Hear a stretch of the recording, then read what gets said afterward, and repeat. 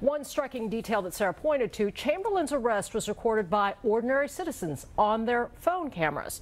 Where can you go these days without being captured on camera? Those trained lenses can be effective tools for law enforcement. In Rialto, California, complaints against the police dropped 80% after officers started wearing body cameras. The cameras also highlight police abuse. As we've reported here, Albuquerque, New Mexico, the video is an important piece of evidence in the recent sharp rise of police shootings. Protesters have taken up cameras to record their encounters with police, as they did on Monday at the Albuquerque mayor's office. And as America Tonight's Adam May found, in many cities, activists and eyewitnesses are increasingly arming themselves for conflict with the cops.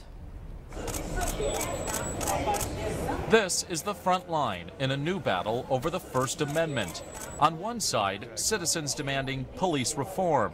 On the other, officers trying to adapt to the digital age, where everyone is a potential crime scene photographer. I was just trying to record my friend getting arrested. One Florida man got caught in the battle. He was inside the store, and they dragged him out, and they put him outside right here, right over here. Lizardo Estrada is a freelance DJ in the Miami area. On St. Patrick's Day, he was spinning records at this smoke shop when an officer showed up to arrest a friend on misdemeanor traffic charges. I was witnessing right here, putting the handcuffs. That's when I pulled out the phone, because they had thrown him on the ground physically, and that's when I decided to say, hey, you know what, let me pull out my iPhone. Concerned the officer was using excessive force, Estrada started recording. Minutes later, he was also in custody. And other people were closer by? Yes, there's a lot. Were they arrested? No, they weren't arrested. I was the only one arrested, the guy with the camera. In the arrest report, the officer says he felt threatened by Estrada and gave him verbal commands to back away, and he refused. Estrada tells a different story. The video shows that the officer told me one warning, and I went inside. I listened to him, and I acknowledged him, and I went inside. You can see in his cell phone video that Estrada backs into the store and continues filming through the window. When more officers arrive, they take him into custody. What am I doing wrong? I need your information. What am I doing wrong? Then the original officer confronts Estrada. Let me explain something. I need everybody's. The guy's armed. Okay. I'm right there. The guy's three times my size. I'm telling you to back off. When Estrada asks why he's being arrested, the officer appears at a loss for words. So you're going to be arrested. For what? I'm not you're not being arrested. The answer in charging documents: obstruction of justice and giving a false name. The officer, was afraid. You could see simply he was afraid of the camera, and that's why he arrested me. Do you feel like standing right here, you were at all impeding this officer from doing his job? No, I don't. I was actually, my hands were both in my camera because I had a case in my camera. I had all my hands up, and there was no reason for me to actually show him, any threat. From Baltimore, I have my rights. I'm allowed to film. Then get the out of here. Man, I thought I have freedom of speech. You don't. You've just lost it. to New York. Put your phone away. Why? Because I'm telling you. I have the right to... Put the phone away. Sir, I have the... Put the phone away. Don't touch me. Look. To Salinas, California. Go away. Okay. Go away. Similar confrontations are happening all across the country. This is an everyday occurrence. Every day people are getting harassed. Every day people are emailing me. Every day it's happening. Carlos Miller is a journalist turned activist. His mission, document cases of people arrested while videotaping police. So tell me what happened yesterday. An unnamed officer comes out and tells me I can't take pictures of the building. According to Miller, he's been arrested 3 times for photographing the police. And he says all 3 times he was acquitted. They've already sent the message to us that they're not backing down, that they're going to do all they can to arrest us, to prevent us from recording the truth. Everywhere we go, there's cameras, but they have a problem with us turning the cameras on them. He runs the blog, Photography is Not a Crime, where he posts photographs and videos showing alleged police abuse from every corner of America. We want to get these cops in a frame of mind that we are everywhere, that we're not going away. So when they start beating up on somebody, that they're not going to turn around and start taking cameras from people, that they're going to accept the fact that we are recording them. Some police officers have said that you're instigating.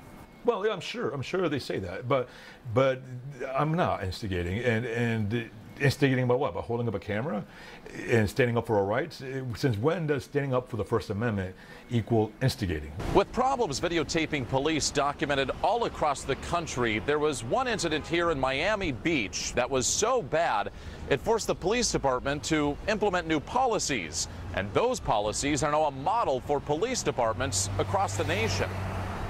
It happened May 30th, 2011, during the annual Urban Beach Week, a week of partying that has sometimes resulted in violence and tension with police. Officers tried to stop a man speeding down a crowded Miami Beach street. The incident captured in this cell phone video. Miami Beach police say the suspect ignored orders to pull over before swerving past officers and slamming into a nearby barricade. Once the car stopped, officers surrounded the vehicle and fired off more than 100 shots, fatally wounding the man in the car and injuring 4 bystanders. Police followed the cell phone photographer back to his truck. That's where he says police pointed a gun at him and smashed his phone. And that kind of thrust us into the spotlight. We got a lot of negative publicity, and we didn't have a policy. And it was kind of like, well, what do we do? And everybody kind of shrugged their shoulders and looked at each other like, well, I think we're allowed to confiscate the camera. He can't videotape me doing my job. I didn't give him permission to videotape me. Miami Beach police met with the state's attorney's office and the ACLU to draft a new policy for dealing with citizen cameras. It's a real simple policy. Basically is that anybody in a public place is allowed to videotape you while you do your job. You can't go there and snatch the camera, but there's a way of approaching the officer before you don't just stick the camera in his face and videotape him and then pull out your little "I'm not allowed to videotape you because we're in public" card. Olivero, here, Lincoln, here. 3 years later, and the spotlight is still on the Miami Beach Police Department at this year's Urban Beach Week. The department spent more than $1 million bringing in hundreds of extra officers, setting up barricades and even command centers up and down Ocean Drive.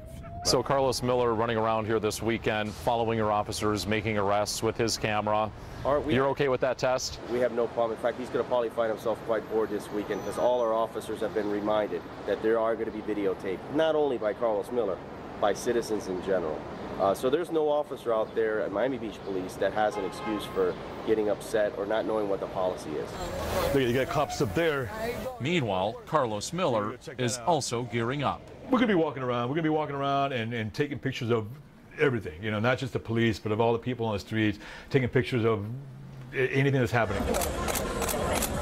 Miller and his crew witnessed numerous arrests with cameras in hand, sometimes pushing the limits.